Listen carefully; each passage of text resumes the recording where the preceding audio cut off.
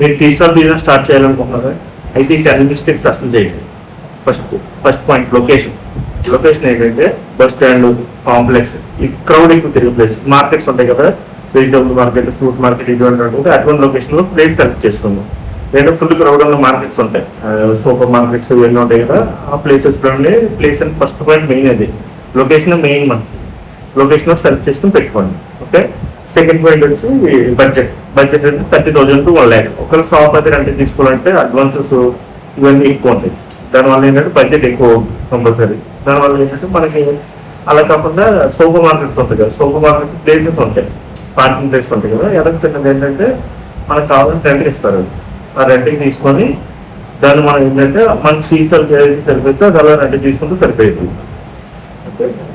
Equipment చిన్న tea stall, gas stove, gas లైవ్, water can, next చిన్న ఐటమ్స్, చిన్న టేబుల్, ఒక 4 కుర్చీలు, ఇటువంటివి తీసుకుంటే మనకు సరిపోయింది. Fourth point raw materials, tea powder, milk, sugar, next అల్లం, పేపర్ కప్స్, ఇటువంటివి ఏంటంటే మన బిజినెస్ కొంచెం స్టార్ట్ చేసుకోవచ్చు. మన బిజినెస్ కొన్న తర్వాత అప్పుడు కావాలంటే మనం ఒకటే క్వాంటిటీ ఎక్కువ తీసుకోవచ్చు. దీని ఏంటంటే వెంటనే రిలవెల్గా మనం సెలెక్ట్ చేసుకోవడం మంచిది. వాళ్ళ వల్ల ఏంటంటే ఒకటే కన్సిస్టెన్సీ, ఇప్పుడు టీ వాటర్ ఇటువంటి కూడా ఒకటే కన్సిస్టెన్సీ రావడం వల్ల మనకు బాగా ప్లస్ అవుతుంది. ఫోర్త్ పాయింట్ రా మెటీరియల్స్ అంటే టీ పౌడర్,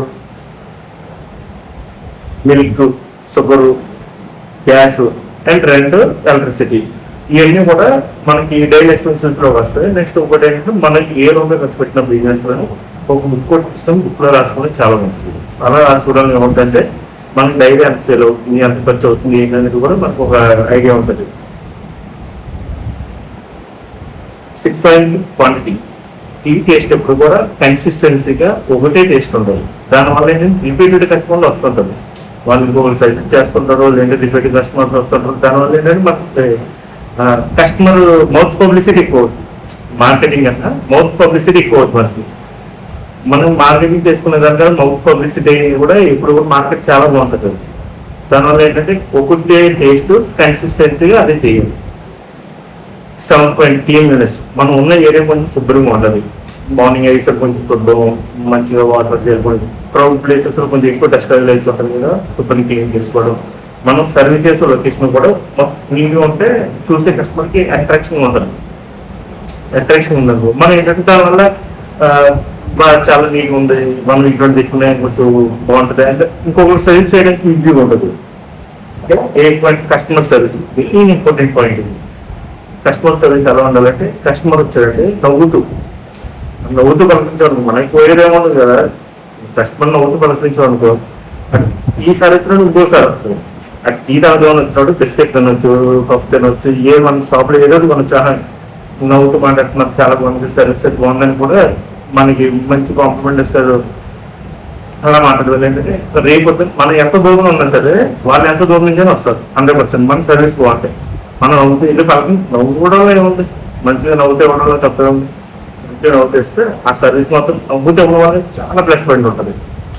ఫ్యూచర్లో చాలా గ్రోత్ ఉంటుంది, చాలా బాగుంటుంది కూడా. Customer service main. మనం నవ్వుతూ పలకరించాలి, ఫాస్ట్ సర్వీస్ ఇవ్వాలి. సరే ఇది కావాలి, మీకు ఎలా చేయమంటారు ఏంటి అని చెప్పేసి మనం ఇచ్చిన ఆయన తీసుకుని ఆయనకి ఏం కూడా మనం ఇవ్వాలి. అప్పుడే కదా కస్టమర్ నుంచి ఉంటాడు, మెయిన్ పాయింట్. నెక్స్ట్ మార్కెటింగ్ ఎలా అంటే మనకి వాట్సాప్ గ్రూప్లు ఉంటాయి కదా, వాట్సాప్ గ్రూప్లో స్టేటస్ మన ఫ్రెండ్స్ గ్రూప్లో పెట్టడం, ఇన్స్టాగ్రామ్ ఇట్లా స్టోరీలు పెట్టడం, దానివల్ల మనం మార్కెటింగ్ చేసుకోవాలని కొంచెం బిజినెస్ సెటప్ లేదు అనుకుంటే నువ్వు పెడదాం అనుకుంటాం, బిజినెస్ పెడదాం అనుకుంటాం, ఇప్పుడు డిజిటల్లో పెడదాం అనుకుంటాం. నేను డైలీ రొటీన్ జరిగింది ఒక వీడియో తీసి అప్లోడ్ చేసి సూపర్ ఉంటుంది. దానివల్ల ఏంటంటే బయట వాళ్ళని చూసిన ఎప్పుడైనా నీ దగ్గరికి వచ్చినా సరే నీ దగ్గర తాగడం ఉంటుంది. గూగుల్లో ట్యాగ్ చేయండి షాప్. అంటే చాలా మంది లాంగ్ నుంచి వచ్చారనుకోండి, నువ్వు ఉన్న లొకేషన్లో నీకు తెలియకపోవచ్చు, నువ్వు ఉన్న లొకేషన్లోనే టీ స్టాల్ ఎక్కడ తెలియవచ్చు. గూగుల్లో మ్యాక్సిమం ఫ్రీ కదా, గూగుల్లో యాడ్ చేస్తావు అనుకో, దానివల్ల టీ స్టాల్ నేను టీ స్టాల్ కొడితే మీ షాప్ వచ్చిందని మీ షాప్ అది బిజినెస్ బాగుంటుంది.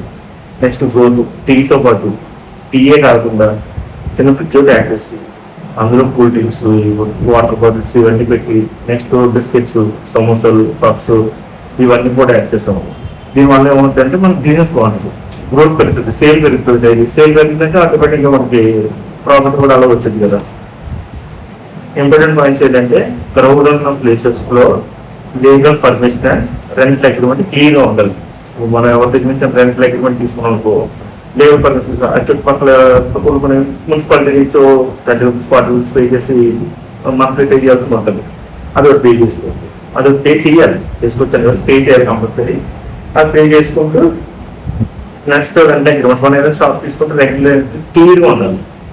ఎన్ని సంవత్సరాలు రాసుకుంటాం ఏంటి అంతా కూడా క్లియర్గా ఉండాలి. నెక్స్ట్ ఫుడ్ అండ్ హైజీన్ ని రూల్స్ కంపల్సరీ ఫాలో అవుతుంటారు.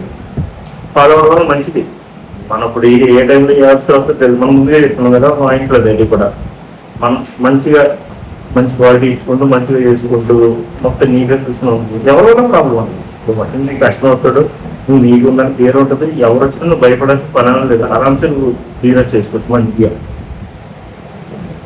నెక్స్ట్ ఈ బయట నువ్వు ఏదైనా బిజినెస్ చేసినప్పుడు అది ఏ బిజినెస్ అవ్వదు, ఓ బుక్ కూడా తీసుకోండి. నీ డైలీ సేల్ ఎంత అవుతుంది, ఖర్చు ఎంత అవుతుంది, శాలరీ ఎంత అవుతుందో, కరెంట్ బిల్ ఎంత అవుతుందో, రెంట్ ఎంత అవుతుందో, డైలీ ఎక్స్పెన్సెస్ ఓ బుక్లో రాసుకుంటే చాలా చాలా ఉంటుంది. అది బిజినెస్ మ్యాన్ బట్టి ఇంట్లో లైఫ్ సరే చాలా బాగా యూజ్ అవుతుంది. ఓకే, నెక్స్ట్ ఏ బిజినెస్ కావాలో కామెంట్ చేయండి. నేను కంపల్సరీ రూపాయలు నేను కంపల్సరీ క్లియర్గా ఇస్తాను. Okay, thank you.